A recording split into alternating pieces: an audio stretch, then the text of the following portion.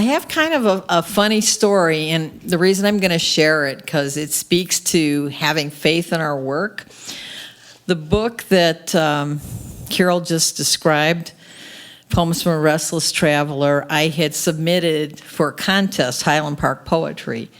And, I know it's hard to be the best in a category, but not only was it rejected, I got all these horrible comments from the judge. This needs to go through an editing program.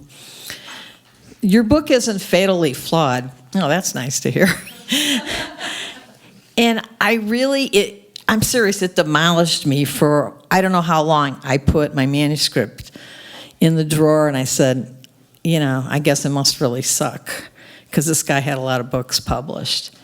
And it really taught me a valuable lesson. Because I have a friend who's a poet who was going through the same thing. He was going to workshops and people were really ripping into his work. And it taught me a lesson. One person's opinion does not define your work.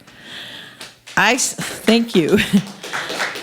I sent this to a publisher that I had seen on the Highland Park Poetry website, ironically, that published somebody else, and I thought, I think I like the vibe of that publisher because I like that guy's work, and it was comparable and everything.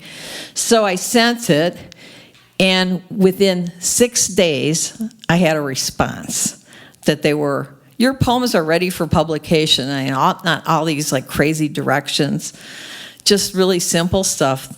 The publisher is based in India. It's a global publisher, and they have already designed the front and back cover for my book. So have faith in your work. One person's opinion is not the final story. So I want to share that good news. I'm going to share one poem from the book. They're all based on vacations I've taken 45 plus years. Everything from road trips to, cruises, and not to very many foreign locations. I've only been to Canada and some islands and Jamaica. But I started to think, I've had interesting experiences, even if they're not totally global. So I just started writing them, and they just started pouring out.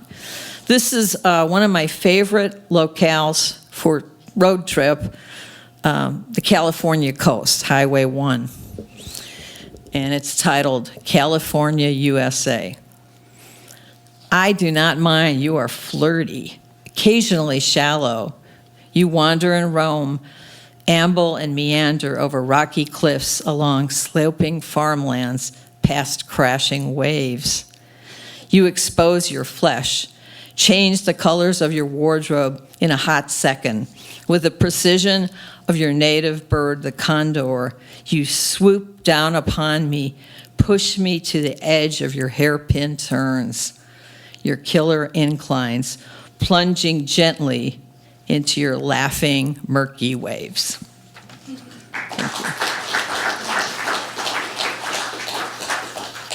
And for something whimsical, and another inspiration, you guys know who follow me on Facebook, I love to take pictures of my cats. I'm obsessed. And when they're lying in the sun and lounging, I don't know, it sounds weird, but they inspire me. Spring. Spring is yawning, sprawling, taking its sweet time. Spring is curled in contentment, slowly revealing the drenched faces of flowers, the deep greens of forests. Spring is luxuriously licking sunlight, lolling in daydreams. Spring is a cat.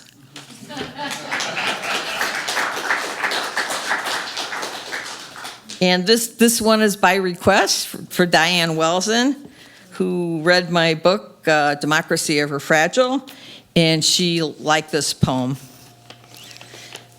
True freedom. Freedom from terrorists, bullies, despots. Freedom from oppressive people, ideas, governments.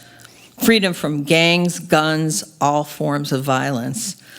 Freedom from displacement, homelessness, isolation.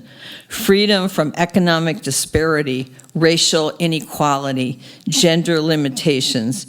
Freedom from ignorance, propaganda, suppression. freedom from retribution, righteousness, judgment. This is the democracy I embrace.